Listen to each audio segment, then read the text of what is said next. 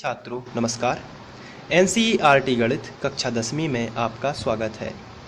आज हम लोग प्रश्नावली 5.1 को सॉल्व करेंगे। तो आइए प्रश्न क्रमांक 1 को पढ़ लेते हैं।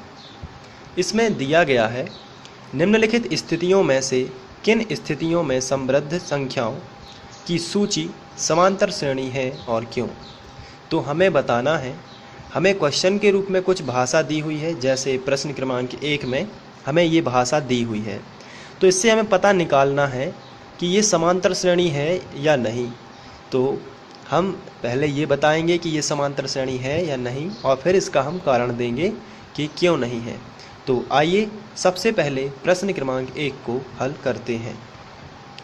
प्रश्न क्रमांक 1 में दिया गया है, प्रत्येक किलोमीटर के बाद टैक्सी का किराया जबकि प्रथम किलोमीटर के लिए किराया 15 रुपये है और प्रत्येक अतिरिक्त किलोमीटर के लिए किराया 8 रुपये है। तो यहाँ पर हमें कुछ दिया गया है। यहाँ पर लिखा गया है प्रथम किलोमीटर के लिए किराया 15 रुपये है। तो जो हमें दिया गया है इसको लिख लेते हैं सबसे पहले, प्रथम किलोमीटर का किराया। तो हमें प्रथम किलोमीटर का किराया दिया गया है 15 रुपये। इसके बाद लिखा है प्रत्येक अतिरिक्त किलोमीटर के लिए 8 रुपये, यानी कि हर एक किलोमीटर पर 8 रुपये बढ़ेगा। तो ये भी लिख लेते हैं। तो प्रत्येक किलोमीटर का किराया 8 रुपये ये है। अब आपको थोड़ा सा इसे समझना होगा।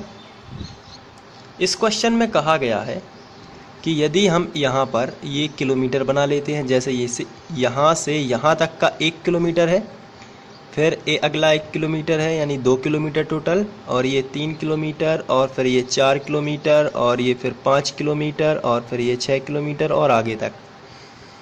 तो इसमें कहा गया है कि प्रथम किलोमीटर के लिए किराया लगेगा आपको कितना, 15 रुपये। यानी यहाँ से यहाँ तक आप जाओगे तो केवल और केवल 15 रुपये लगेगा।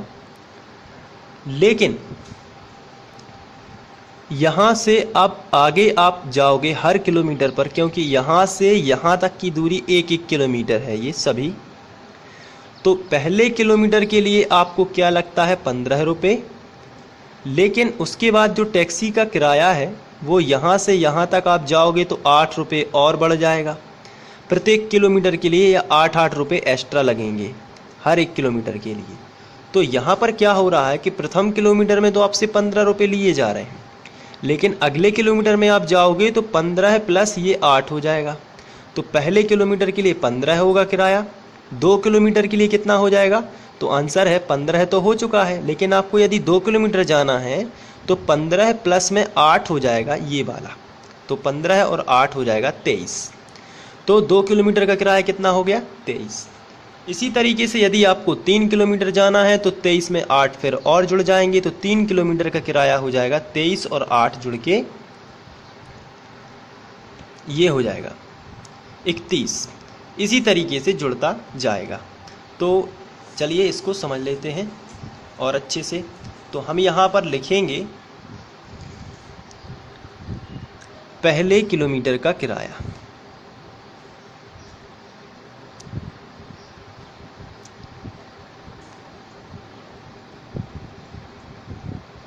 फिर से एक बार लिख लेंगे, बराबर 15 रुपये। ये तो हमें दिया ही गया है।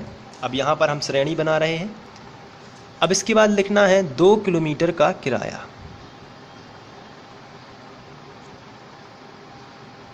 तो 2 किलोमीटर का किराया कितना हो जाएगा, तो आपको पता है कि 15 रुपये तो लगेंगे ही, लेकिन 8 रुपये 1 किलोमीटर पर बढ़ने पर लगते हैं, यानी कि 2 किलोमीटर हो गए। यानी पहले के तो 15 लगे, लेकिन 2 चले हो आप, तो जो एक्स्ट्रा 1 चले हो उसका 8 लग गया है, यानी टोटल आपको देना पड़ा 23 रुपये। इसी तरीके से यदि आप 3 किलोमीटर जाओगे, 3 किलोमीटर का किराया, तो 2 तक का कितना लगता है, तो आंसर है 2 तक का लगता है 23। लेकिन अब आप 3 तक गए हो इसलिए 1 किलोमीटर और चले हो, इसलिए 1 किलोमीटर का किराया निर्धारित है 8। तो अब आपको 23 और 8 और लगेंगे, तो ये हो जाएगा 23 और 8 31। तो यहाँ पर हम 31 लिख देंगे। इसके बाद आप और आगे जाओगे 4 किलोमीटर तक, तो 4 किलोमीटर का जो किराया है वो लगेगा आपको 3 किलोमीटर तक का कितना लगता है, तो आंसर है 3 किलोमीटर तक का किराया लगता है 31। लेकिन आप एक्स्ट्रा एक और चले हैं, आप 4 किलोमीटर तक चले हो, इसलिए चौथा जो किलोमीटर है उसका 8 रुपये आपको और लग जाता है, इसलिए अब आपको लगेगा 39 रुपये। तो इस हिसाब से यदि आप इसकी एक श्रेणी बनाएंगे, तो श्रेणी अभी हमें पता नहीं है कि ये समांतर है कि नहीं, लेकिन श्रेणी बनाएंगे सबसे पहले। तो एक श्रेणी बनेगी जो कि होगी, पहले आएगा सबसे पहले किलोमीटर का किराया यानी 15 है, उसके बाद दूसरे नंबर का यानी कि 23, उसके बाद तीसरे नंबर का यानी 31, उसके बाद चौथे नंबर का यानी कि 39, और इसके बाद चलता रहेगा। यदि आप 8 जोड़ते जाओगे तो 5वें किलोमीटर का, 6वें किलोमीटर का, 7वें किलोमीटर का, और भी चलता जाएगा। तो यहाँ पर श्रेणी दी गई है। अब इसको चेक करना है कि ये समांतर है या नहीं, तो इसलिए हम यहाँ सारवंतन निकाल लेंगे। पहले वीडियो में मैंने आपको बताया है कि किस तरीके से चेक करते हैं, तो आइए चेक कर लेते हैं। सबसे पहले आप लिखोगे इसमें प्रथम पद कितना है, तो आंसर है प्रथम पद जो है वो तो ए पहला रहता है। प्रथम पद को हम ए से दर्शाते हैं और ए का मान हमें दिया गया है 15 है, तो यहाँ पर आपको लिख देना है 15 है। अब सार्व अंतर निकाल लेते हैं, तो सार्व अंतर अलग अलग होता है, मैंने आपको पहले वीडियो में बताया है, तो आप वहाँ पहला वीडियो भी देख सकते हैं, जिससे आपको पता लग जाएगा कि किस तरीके से हम सार्व अंतर निकालते हैं। सार्व अंतर में D1 ये होता है, दूसरे पद में से आप यदि पहले पद को घटाते हो तो D1 कहलाता है, तीसरे में से दूसरे को घटाते हो तो D2 कहलाता है, और तीसरे में से चौथे में से तीसरे को घटाते हो तो D3 कहलाता है, यानी बीच का अंतर निकालना। तो चलिए D1 निकाल लेते हैं।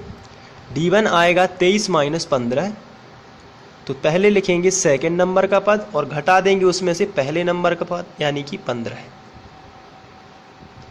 तो यहाँ पर 23 में से 15 घटाने पर आपको मिला है 8।